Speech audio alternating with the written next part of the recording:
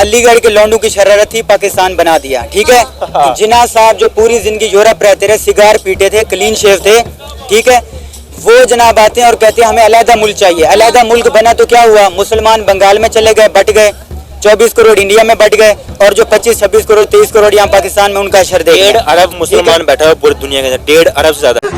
अरे मुझे चक्कर आने लग गया अब। ये आपको एक सहारा दे रहे हैं, वो कहते हैं पंजाबी में कहावत है, आपको ठोक देंगे आगे ये लोग। इंडिया कहता है घर में घुस के मारेंगे, तो वो वही तो काम कर रहे हैं, आ गए हैं घर हमारे, वो क्या कर रहे हैं, वहीं से सपोर्ट ले रहे हैं, वो हमें मार देंगे आगे थोड़ी वहाँ रूल नहीं रहेगा। हम भी एटॉमिक कंट्री हैं, वो भी एटॉमिक कंट्री है। भाई कौन सा एटॉमिक चल रहा है, चलता भी है वो। मेरा ख्याल एक मीम्स बनी थी हमारी, जब एक लाइट चली गई थी, वो कहता भाई देखो वो हमारा एटॉमिक तो नहीं चार्ज हो रहा वहाँ पर जाके। पूरे पाकिस्तान में लाइट चली गई तो वो कहते हैं एटम बम चार्ज हो रहा है। अरे बस कर, रुलाएगा क्या? ना हिंदू देखा ना मुसलमान देखा, उन्हें तह देख कर दिया सारे का सारा। ये करते क्या रहे हैं यहाँ? हाँ, ये अपने लोगों को बेवकूफ बनाने के लिए, ग्लैमराइज करने के लिए।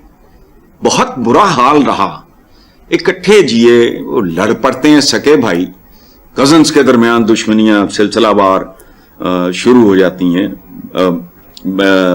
बाप से बेटे, बेटे से पोते, चलता, वो कोई बात नहीं है। जो जिस तरह इंडिया तरक्की कर रहा है और जिस हिसाब से वो अपनी इकोनॉमी बेहतर कर रहा है, तो मालदीव ने यह समझा कि बेहतर यही होगा कि वो अब इंडिया के ब्लॉक में आए, वो चाइना वाला ब्लॉक छोड़ दे, क्योंकि इंडिया आप इस टाइम सबसे ज़्यादा देखें मोबाइल और गाड़ियों और गाड़ी के पार्ट सबसे ज़्यादा इंडिया बना रहा है। अच्छा, और उसकी इकोनॉमी पाकिस्तान या दूसरे ममालिक चाइना की निस्बत इस टाइम इंडिया दुनिया में तीसरा मुल्क है, अमेरिका और जापान के बाद जो दुनिया में सबसे ज़्यादा गाड़ियाँ बना रहा है। और वो अपनी इकोनॉमी इस तरह बेस्ट कर रहा है कि हर मुल्क की अब यही मजबूरी है कि वो इंडिया के ब्लॉक के साथ मिल जाए, इंडिया के साथ मिल के अपने मुल्क को आगे ले जाए, बेहतर बनाए। ये जो मुल्क संवारो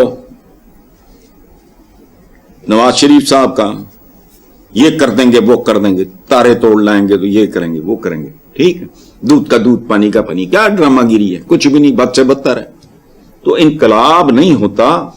ये देखो बात सुनो, इनकलाब का जो हमारे यहां तस्वुर है वो अहमकाना है।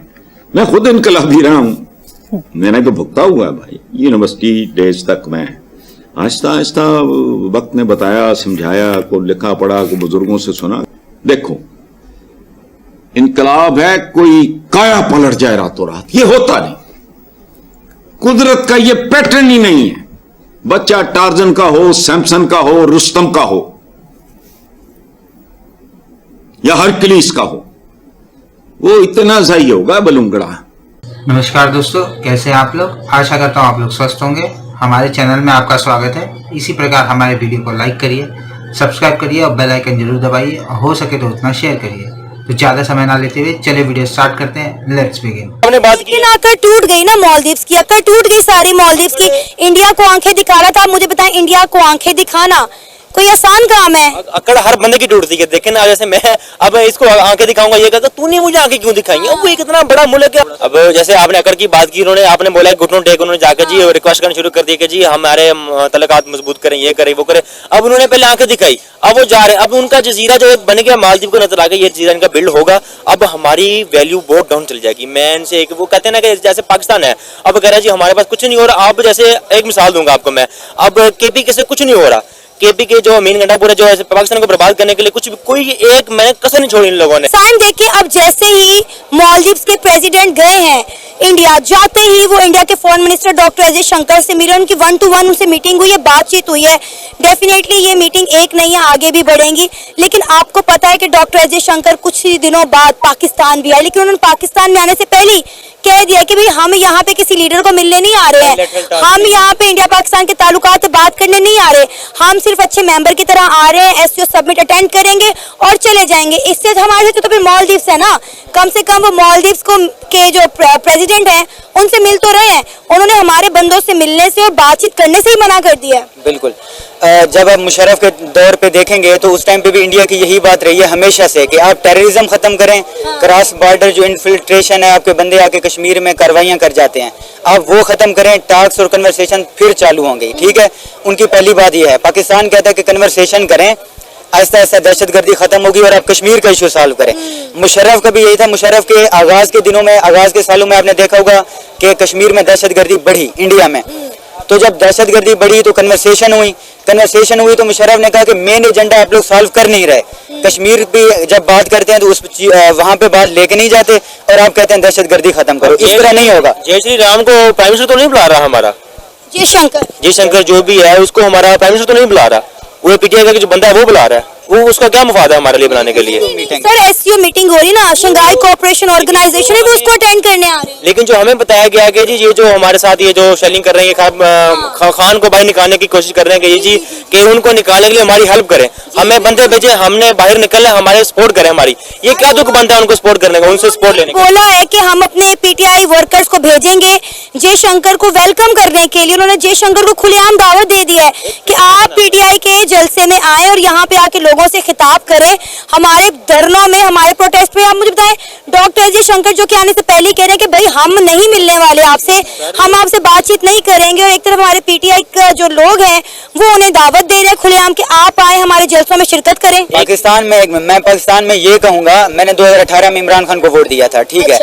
पाकिस्तान में कोई भी बंदा हमें आइडियोलॉजिकल नहीं मिला कि वो एक ही नजरिए पे टिक के खड़ा हो, ठीक है। ये सारी चीजें इस्तेमाल करते हैं। वो जैसे इमरान खान खिताब कर रहे थे ना, पीछे से किसी ने आवाज दी कि मजहब कार्ड, खान साहब मजहब कार्ड का इस्तेमाल करें। अच्छा, इंडिया की पॉलिसी ले गए, नवाज शरीफ को कह रहे हैं जी आप इंडिया से आपके अच्छे ताल्लुकात हैं और ये सारा कुछ ठीक है, तो आप इंडिया के मतलब आप गद्दार हैं, जो इंडिया से ताल्लुक रखेगा वो गद्दार है। अब फिर से ये खुद लोग ये कह रहे हैं कि जी इंडिया हमारी हेल्प करो, जयशंकर ये वो, पीटीआई कह रही है। बिल्कुल। अगर मालदीव की बात करें तो मालदीव एक ऐसा मुल्क है जिसकी सारी की सारी जीडीपी टूरिज्म पे जो है डिपेंड करती है। हर शादीशुदा जोड़ा वहाँ पे घूमने जाता है, अच्छा व्यू है, आइलैंड बहुत प्यारे हैं। लेकिन इंडिया ने जब मालदीव का बायकॉट किया, उनकी नेशनलिज्म ने जब बायकॉट किया, तो फिर उन्हें चाइना को बाय बाय कहना ही पड़ा। ये बार बार कभी इंडिया से ब्रेड एंड बटर दे दें, इंडिया ने कहा हमारे पैसे निकालो। आज वो इंडियन एयरफोर्स के सिविलियन जहाज में आ रहे हैं, मतलब मालदीव के पास अपना जहाज तक नहीं है और बात एक बड़ी इकोनॉमी से टक्कर लेने की कर रहा था। बात वही है ना कि बाद में अफसोस होता है, पहले बात कर लेता है इंसान, बाद में उसे अफसोस होता है। अब जो इंडिया से टूरिज्म जाता है वो यहाँ तो थाईलैंड वगैरह जाता है, यहाँ मालदीव जाता है। मालदीव बंद हो गया, वो थाईलैंड वगैरह जा रहे थे। अब जब वो दोबारा इधर आया, वो इनके साथ बैठेगा और अपने मामला तय करेगा, माफी शाफी करेगा।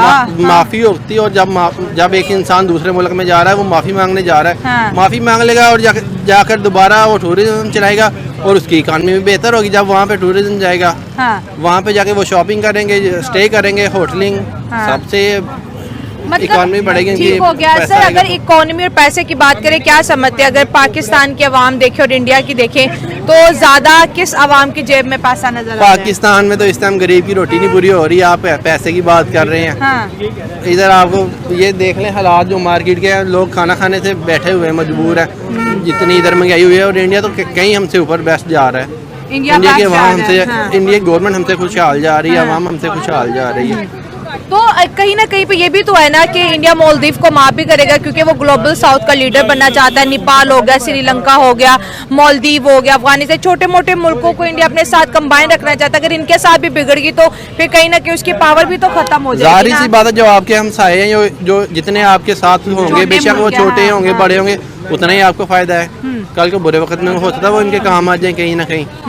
इंडिया को चाइना से कितना थ्रेट हो सकता है? क्योंकि जो जो मुल्क चाइना के करीब होता है, इंडिया की पॉलिसीज ये होती है कि चाइना के ब्लॉक में ना जाए, ये हमारे साथ कनेक्टेड। जैसे मालदीव की कहानी सबके सामने है, बड़ी तू मैं इंडिया के साथ करता रहा कि अपनी एयरफोर्स निकालो, नहीं चाहिए, आप यहाँ से निकल जाओ, और मोदी को बहुत बुरा बोला। आज वही मालदीव मोदी साहब के पाँव में बैठा हुआ है।